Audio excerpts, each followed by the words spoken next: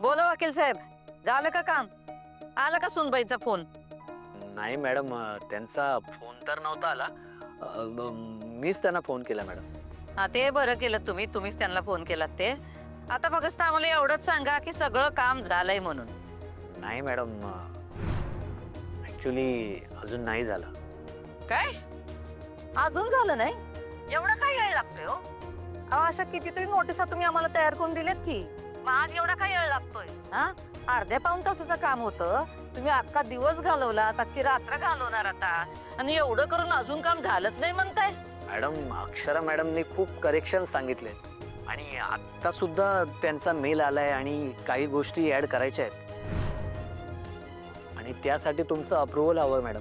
आणि तुमच्या अप्रुव्हल शिवाय मी कसं काय कुठल्या गोष्टी ऍड करू? अहो सुनबाई जे काय म्हणते ते देऊन टाका त्यासनी. हा, घडी घडी त्यासाठी आम्हाला फोन करू नका. हो मॅडम, पण त्यांचा नवीन मुद्दा आहे ते प्लेस. हे बघा वकील साहेब, आता मुद्दे खेळत बसू नका. त्यांनी जे काय सांगितलं त्याला हो म्हणा आणि आटपा पटापटा. मॅडम, त्यांचा मुद्दा मी ऍड करतो, पण तुमचं अप्रुव्हल लागेल ना मॅडम? ते समजा सोडा वकील साहेब. आम्ही काय सांगितलं तुम्हाला? त्या जे काय म्हणत्यात ते लिवा आणि टाका त्या ड्राफ्ट मध्ये. हा, आणि पाठवा त्यांना. जरा लवकर आटपा हे काम. हा, जरा डोसकं लावा आणि सगळे कागदपत्र तयार करा. काय आहे, सगळं पटपट करा. उद्या सकाळी आम्हाला ते सगळे कागदपत्र मुख्याध्यापकांना द्यायचे आहेत. ठीक आहे मॅडम, मी चेंजेस करतो. आम्हाला तासाभराचा तरी वेळ द्या. हे बघा, याच्यापेक्षा जास्त वेळ आम्ही तुम्हाला देऊ शकत नाही. उद्या सकाळ सकाळ सगळे कागद आमच्या हातात पडले पाहिजेत. फायनल काय करायचं, कसं करायचं ते तुमचं तुम्ही बघा. परत एकदा सांगतोय, सुनबाई जे काय म्हणतील ते सगळं त्या ड्राफ्ट मध्ये लिहा आणि पाठवून द्या त्यांच्याकडं. काय त्यांचं जे काय म्हणणं असेल ते आपण मान्य करू. फक्त एक गोष्ट लक्षात ठेवा, काय बी करून उद्या सगळा फायनल ड्राफ्ट आमच्या हातात आला पाहिजे. येस मॅडम, तसंच होईल. ठीक आहे, लवकर करा, वाट बघतोय आम्ही.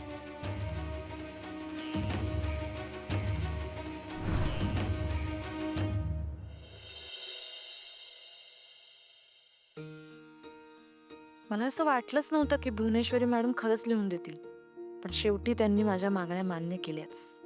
शाळा बंद होत नाही हे खरंच खूप चांगलं झालं. आता फक्त छोटंसं एखादं प्ले स्कूल जर लवकर सुरू झालं ना तर खरंच खूप छान होईल. आमचं बाळही त्या प्ले स्कूलमध्ये शिकेल. बाळाबद्दल कधी एकदा अधिपतींना सांगते असं झालंय, तेव्हा लवकर ती वेळ येऊ दे. आता मी जे ठरवलंय ते सगळं करू शकेन यासाठी मला शक्ती दे.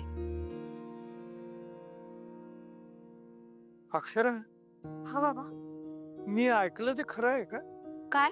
त्या भुवनेश्वरी मॅडमनी कसला तरी नोटिशीचा ड्राफ्ट पाठवला म्हणे. हे मला विद्या सांगत होती का?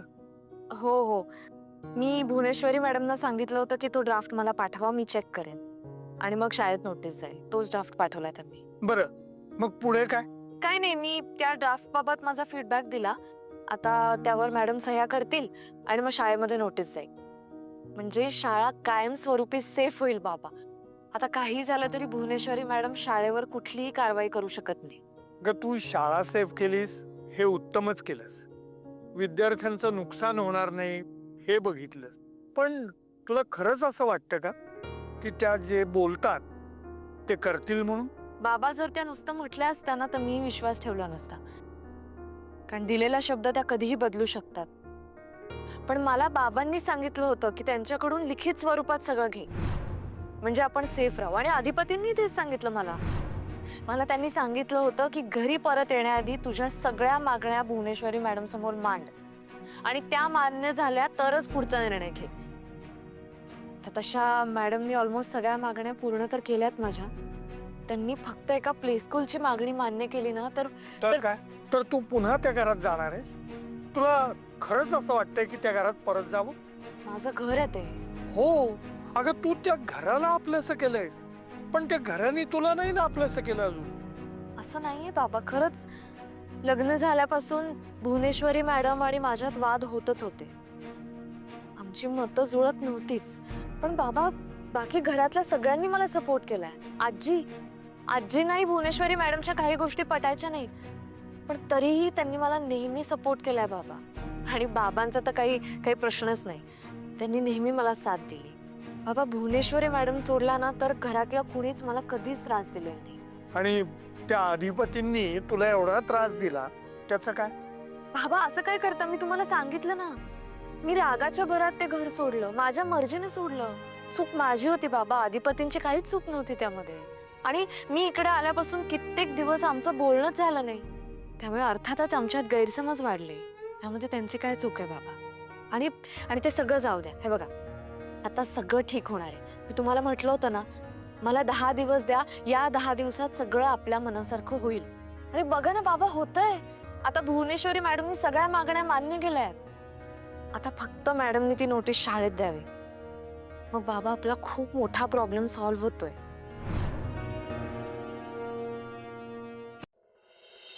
धनाजी, एक छान रे. Good morning. हा? मी गुड मॉर्निंग म्हणालो, तू दचकतेस का? नाही म्हणजे असं गुड मॉर्निंग असं काही ऐकायची सवय नाही आम्हाला, म्हणून एकदम. दिवसाची सुरुवात चांगली व्हावी म्हणून गुड मॉर्निंग म्हणालो मी. झाली आमच्या दिवसाची सुरुवात चांगली झाली. काय झालं? कशाचं? अगं ते शाळेच्या संदर्भातली कागदपत्र तयार करून घेणार होतीस ना? हा, त्यानं सांगितलंय तयार करायला. कवाच सांगितलंय.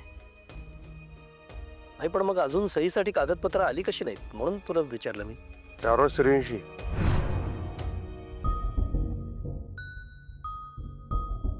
थांबा जरा. उगाच घाई करू नका. ते कागदपत्र रेडी झाल्यावर वकील साहेब देतीलच की, स्वतःकडे कशाला ठेवतील. काही करू नका. आई साहेबांना पण टेन्शन देऊ नका तुम्ही. आता जरा थांबा. अरे मी टेन्शन देत नाही अधिपती, मी फक्त विचारतोय तिला. तिनं तिचं काम केलंय, आता फक्त आपल्या दोघांचं काम बाकी आहे ना. म्हणजे आपण एकदा सह्या केल्या त्या डॉक्युमेंट्सवरती की सगळं लॉक होईल ना. म्हणून मी आपलं तिला विचारलं की काय झालं बाबा, मी टेन्शन कशाला देऊ अधिपती. नाही, आम्ही वकिलांना रात्रीच सांगितलं होतं. त्यांनी कागदपत्र तयार केलते. मग ते कागद घेऊन सुनबाईंकडे गेले आणि सुनबाई ते वके करणार होत्या. त्यांनी वके केला की मग फायनल ड्राफ्ट घेऊन ते इथं येतील. आता सुनबाई काय कागद वाचायला एवढा वेळ का लावतात त्यांचं त्यांनाच ठाऊक. काय लवकरात लवकर ते कागद आमच्या हातात आले पाहिजेत, त्याचीच वाट बघतोय आम्ही. मला काय वाटतं एकदा फोन करून विचारते वकिलांना की काय बाबा कुठपर्यंत आलेत, काय स्टेटस आहे, विचार. फोन करतो. आत येऊ का सरकार? या वकील साहेब, तुमचीच वाट बघायलो आम्ही. या. नमस्कार. नमस्कार नमस्कार. झाली कागदपत्र तयार झाली? हो, सगळे मदतीला होते म्हणून काम पटापट झालं. बसा वकील साहेब, बसा तुम्ही. मोठे मालक एकदा वाचून घ्या आणि मग सह्या करा. अधिपती तुम्ही पण सह्या करा. नाही, वाचायची काही गरज वाटत नाही मला. म्हणजे अक्षरांनी सगळा ड्राफ्ट बघून ओके केलेलं असेल ना, त्यानं जे पाहिजे ते त्याच्यामध्ये आणलेलं असेल तर काय वाचायला कशाला हवा. तरी पण एक नजर मारा तुम्ही. आम्ही तवर फुलपगाऱ्यांना बोलवतो, फोन करतो त्यांना. हा, आलोच आम्ही.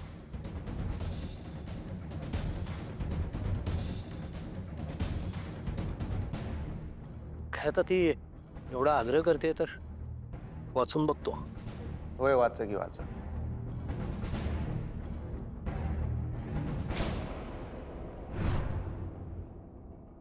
आई अंबाबाई, तुझे लई लई आभार.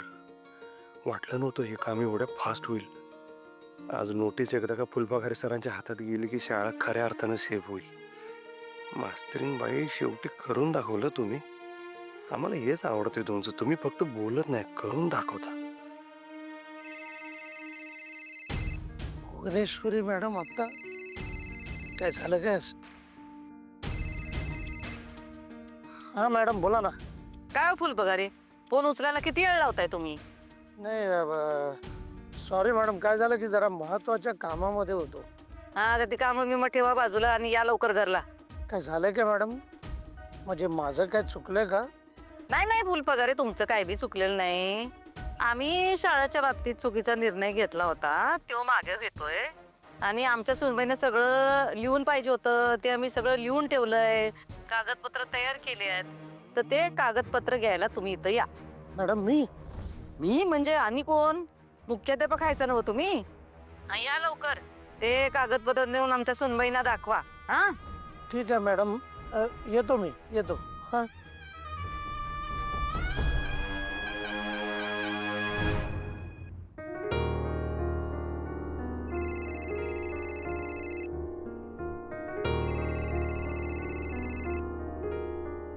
सर बोला. अक्षरा कामात आहेस का? मी शाळेतच येते, बोला. भुवनेश्वरी मॅडमने मला घरी बोलवले. काय म्हटल्या? त्यांचा फोन आला ना अक्षरा, तेव्हा मी खरंच घाबरलो. म्हणलं काय झालं काय? सकाळी सकाळी का फोन केला असेल, पण त्या जेव्हा म्हणाल्या की या आणि कागदपत्र घेऊन जा, तेव्हा मात्र मला धक्काच बसला. अगं त्या खरंच कागदपत्र द्यायला तयार झाल्या आहेत. हो, खरंच तयार झालेत सर. त्यांनी मला ड्राफ्ट पण पाठवला होता. मी लगेच रात्री त्यांना फीडबॅक पण पाठवला. हो, अच्छा अच्छा. आता फायनल पेपर्स तयार झाले असतील ना, म्हणून तुम्हाला बोलवलं असेल. नक्की ना? नाही म्हणजे दुसरं काही टेन्शन नाही ना? काय अक्षरा की हल्ली मॅडमचा फोन आला की मला धडकीच भरते. सर तुम्ही काहीच टेन्शन घेऊ नका. आता टेन्शन घेण्यासारखं काही नाही. तुम्ही फक्त जा आणि ते पेपर्स घ्या. आता काही टेन्शन नाही, आपली शाळा सेफ आहे. हे सगळं तुझ्यामुळे झालंय अक्षरा. तू एवढा फर्म स्टँड घेतलास ना, म्हणून आपली शाळा सेफ झाली बघ. अहो सर, असं काय म्हणताय? मेहनत सगळ्यांची आहे, तुमची आहे, स्टाफची, मुलांची, सगळ्यांची आहे. आणि मला असं मनापासून वाटतं सर की मुख्याध्यापक म्हणून तुम्ही जायला पाहिजे पेपर्स घ्यायला. तुम्ही जा सर, तुम्ही घ्या ते पेपर्स मॅडम कडून. आणि काही मदत लागली तर मला नक्की सांगा, पण आज ते पेपर्स घ्या तुम्ही तुमच्याकडे.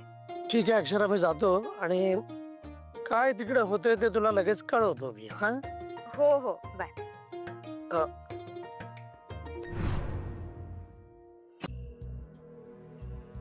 वाचलत ना हो सगळं?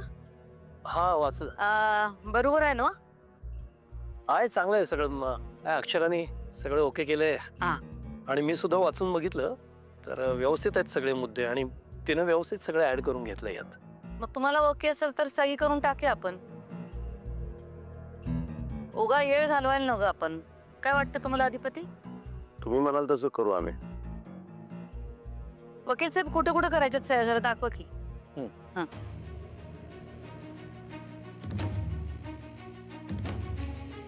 इथे सही करा त्या पेन द्या. आणि ते अंगठा पण लागेल. हा.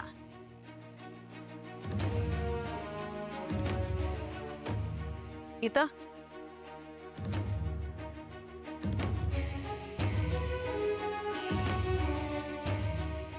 अधिपती तुम्ही फक्त सही करा.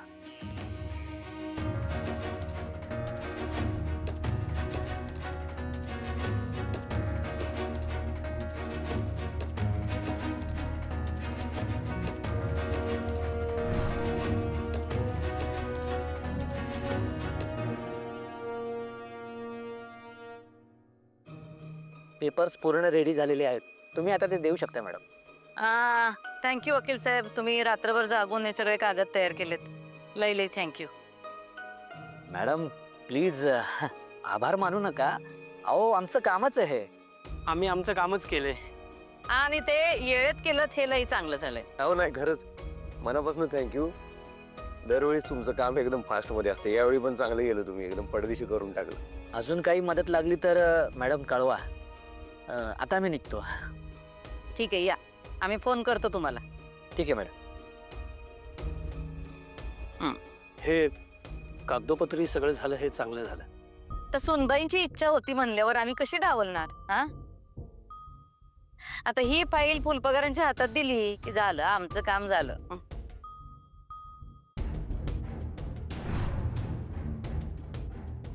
मॅडम आत येऊ?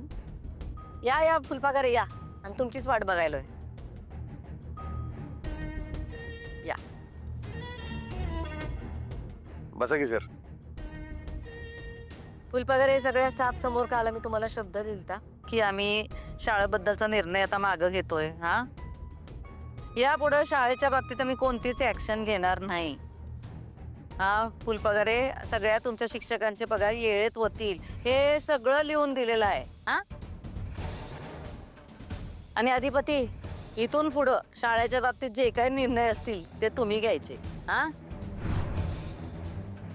तुमचं लक्ष होतच म्हणा शाळेत, तसंच लक्ष ठेवायचं शाळेवर. काय, आणि इथून पुढं तुम्ही फुलपगारे आणि सुनबाई मिळून शाळा चालवा. काय, आणि आमचं काय चुकलं असेल तर माफ करा आम्हाला. काय मॅडम प्लीज, तुम्ही असं काहीतरी बोलू नका. नाही म्हणजे उलट आमची काय चूक झाली असेल तर आम्हालाच तुम्ही माफ करा. आणि मॅडम आम्ही ते आंदोलन वगैरे जे केलं ना ते केवळ शाळा बंद होऊ नये या भावनेने केलं.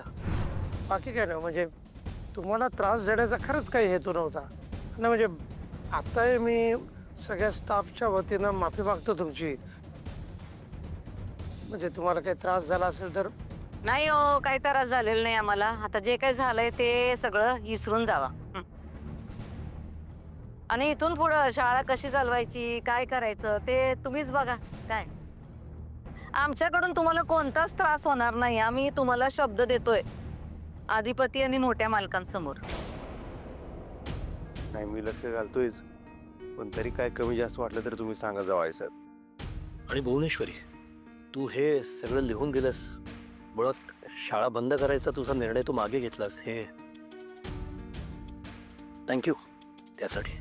तर थँक्यू म्हणायचं असेल तर आपल्या सोनबाईंना म्हणा, कारण त्या आमच्याशी बोलल्या नसत्या तर आम्ही शाळेबद्दलचा निर्णय कधी मागे घेतला असता असं आम्हाला वाटत नाही.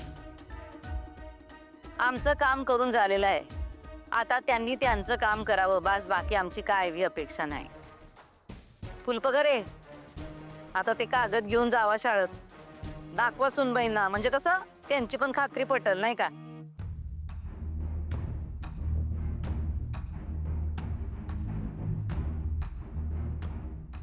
येतो मॅडम. मॅडम खरंच थँक्यू.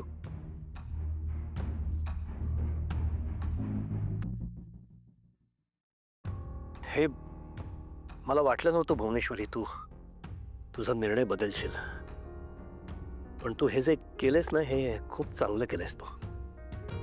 थँक्यू.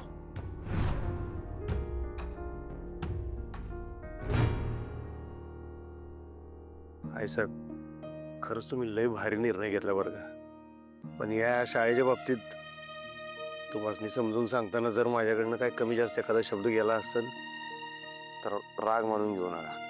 अधिपती, तुमच्यावर केव्हा रागवलंय काय आम्ही? तुमच्यावर रागवणं शक्यच नाही आम्हाला. आम्ही जे काय केलंय ते सुनबाईने घरला परत यावं यासाठी केलंय. आमचा निर्णय, आमची मतं नात्यांपुढे झुकवलीत आम्ही. आमचं काम करून झालंय, आता त्यांची बारी आहे. त्यांनी त्यांचं काम करावं आणि लवकर घरला परत यावं एवढीच इच्छा आहे आमची, बघा.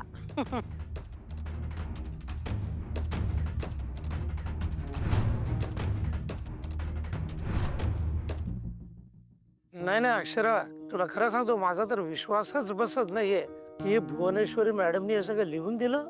बघा ना सर, माझाही विश्वास बसत नाहीये, पण आता आपल्या हातात पेपर्स आहे.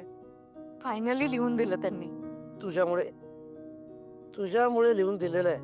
काय ना अक्षरा, तू जर का असा फर्म स्टँड घेतला नसतास तर यातलं काहीही झालं नसतं. म्हणजे त्या टेन्शनच्या दिवसामध्ये किंवा जेव्हा टेन्शन होतं तेव्हा मला खरंच काही सुचत नव्हतं, पण तुला सुचलं. नाही सर, मला नाही. ही आयडिया ऍक्च्युली अधिपती आणि बाबांची होती, म्हणजे चारुहास सरांची. काय म्हणतेस तू? अधिपती आणि चारुहास सरांनी? हो, त्यांनी मला सांगितलं तसं सगळं मी केलं. आणि बघा ना, त्यांनी मॅडमनी खरंच लिहून दिलं. प्ले स्कूलची आयडिया मात्र मला सुचली होती म्हणून तो मुद्दा मी ऍड केला. आणि मॅडमनी अप्रुव्हल पण दिलं. हे फारच उत्तम झालं. नाही नाही अक्षर, काय ना, ही प्ले स्कूलची आयडिया खरोखरच खूप भारी आहे, छान आहे. म्हणजे बघ ना, कसं आहे की आपण जे आपली शाळा, आपण मोठ्या वर्गातल्या मुलांना तयार करतोच, पण प्ले स्कूल पासूनच आपला स्टाफ जर का लहान मुलांना शिकवू लागला तर त्यांचा पाया भक्कम होईल. हो, शिवाय असं आहे की एकदा म्हणजे मुलांनी प्ले स्कूलमध्ये ऍडमिशन घेतली की डायरेक्ट 10वी होऊनच तर शाळेबाहेर पडणार. नाही नाही, तुझं कौतुक करावं तेवढं थोडंच आहे हे तुला सुचल्याबद्दल, पण त्याहून नाही जास्त कौतुक केलं पाहिजे ते भुवनेश्वरी मॅडमचं. त्यांनी ते लगेच अप्रूव्ह केल्याबद्दल. नाही, मला नाही सगळ्या गोष्टीची सवयच नाही आहे. म्हणजे मी कुठलाही मुद्दा त्यांच्याकडे उपस्थित केला की त्या धाडकन नकारच माझ्या हातात यायचा. म्हणजे मी कुठलाही उपक्रम घेऊन त्यांच्याकडे गेलो समजा तर अप्रुव्हल लगेच मिळेल असं काही नाहीच. मग फुलपाखरे सरांनी काय करायचं, अधिपती किंवा अक्षरा यांना भेटायचं आणि तुमच्याकडनं ते काम करून घ्यायचं. पण यापुढे मात्र की जे काय बोलायचं ते अधिपतींशीच बोलायचं, ते सगळं पाहतील. यापुढे त्या शाळेच्या कामामध्ये लक्षच घालणार नाहीत आणि कुठलीही ऍक्शनही घेणार नाहीयेत. हे फार उत्तम झालं सर. खरंच अक्षरा म्हणजे आजचा दिवस ना खूपच आनंदाचा आहे बघ. खरंच म्हणजे आपण शाळेसाठी एवढं काय केलं, आंदोलनं केली, पुष्कळ काय केलं, पण कुठेतरी मनामध्ये धाकधूक होतीच ना की कधीही काही होऊ शकतं. पण आता नाही का, तर आता आपल्याकडे कायदेशीर पेपर्स आहेत शाळेबद्दल. समजा कोणी काही विचारायला आलं तर आपण हे पेपर्स त्यांना दाखवू शकतो की नाही. आता तुरंत अक्षरा आपली शाळा जेव्हा बंद होणार वगैरे हा विषय चालला होता ना, मला खरंच रात्र झोप लागत नव्हती. म्हणजे मुख्याध्यापक म्हणून मी कुठेतरी कमी पडतोय असं मला प्रामाणिकपणे वाटत होतं. But now everything is safe. आणि अक्षरा हे सगळं तुझ्यामुळे झालेलं आहे. तुझ्यासारखे शिक्षक जर का असतील ना, तर आपली शाळा काय, कुठलीही शाळा कधीच कुठल्याच प्रकारे धोक्यात येणार नाही. नाही सर, मी एकटीने कुठे केलंय सगळं. आपण सगळ्यांनी मिळून केलं आणि आपल्याला हेच करायचंय इथून पुढे सुद्धा, एकमेकांना सपोर्ट करायचंय. म्हणजे काहीही झालं तरी आपल्या मुलांचं शिक्षण बंद नाही झालं पाहिजे. अगदी बरोबर बोलतेस तू अक्षरा. मी काय म्हणतो, या आपल्या नोटीस बद्दल आपल्या सगळ्या स्टाफला लगेच कळायला हवं. जाऊया आपण. मी आलोच, आवरून येतो. हो.